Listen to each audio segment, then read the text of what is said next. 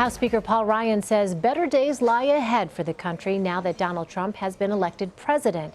Paul Ryan secured his renomination as House Speaker Tuesday and was optimistic about his agenda for the next Congress. But he also had to spend time defending one of President-elect Trump's top hires, former Breitbart media executive Steve Bannon. The president is going to be judged on his results. This is a person who helped him win an incredible victory, an incredible campaign.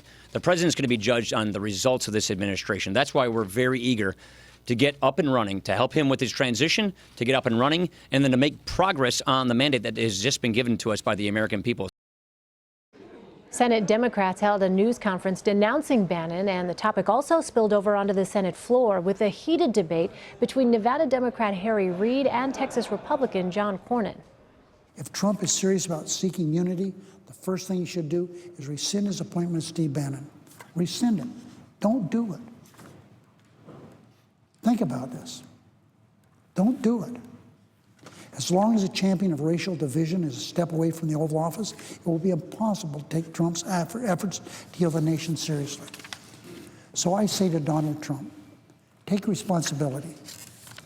Rise to the dignity of the office of President of the United States instead of hiding behind your Twitter account. Unfortunately, to find myself sitting here and listening to the latest tirade by the Democratic leader against the president-elect and his team. Surely he's entitled to his opinion. But the sort of recriminations that the Democratic leader keeps coming back to just strike me as inappropriate and uncalled for. Ed O'Keefe is a reporter with the Washington Post. He's on Capitol Hill.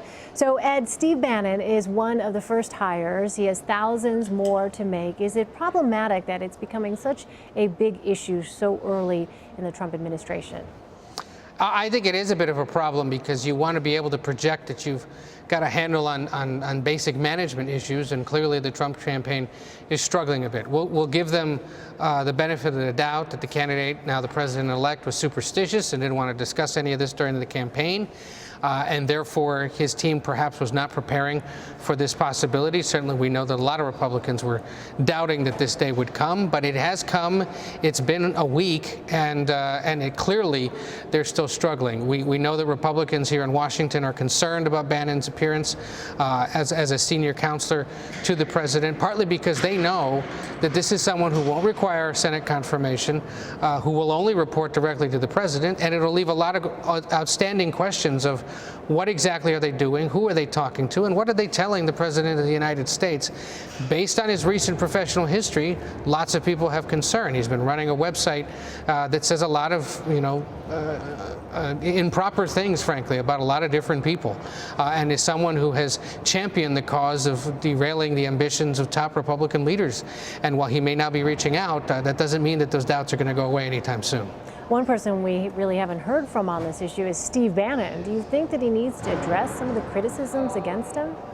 Well, part of Steve Bannon's, reputation is the fact that he doesn't talk to people like you and me. He stays in the shadows. He operates privately, and apparently has real issues with people who self-promote. So I think the fact that we haven't heard from him, and we may not hear from him, frankly, is just the way that he operates, and something we should expect.